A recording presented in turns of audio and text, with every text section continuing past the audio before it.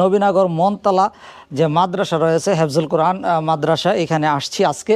এইখানে মূলত আজকে আমরা এই জানালাগুলি আমরা স্পন্সর করেছি। এখানে দুইজন প্রবাসী ভাই রয়েছে, মালয়েশিয়ান প্রবাসী। তারা একজন মাসুম, সে স্পন্সর করেছে 4000 টাকা, আর শাকিল আহমেদ স্পন্সর করেছে 3000 টাকা। হুজুর, সর্বমোট কত টাকা খরচ হয়েছে এই জানালাতে?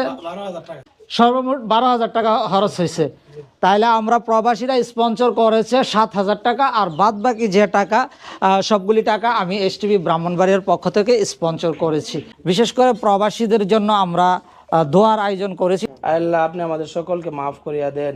আল্লাহ, যারা আজকে আমাদের মাদ্রাসায় জ্বালানা দিয়েছে, যারা বিদেশ থেকে সহযোগিতা করেছে, আল্লাহ আপনি তাদের দানকে কবুল আর মঞ্জুর করেন। আমিন। এসটিভি ব্রাহ্মণবাড়িয়ার মাধ্যমে আমরা মানবিক কাজগুলি করে থাকি। আপনাদের কাছে রিকোয়েস্ট থাকবে, আপনারা এই ভিডিওগুলি বেশি করে শেয়ার দিবেন।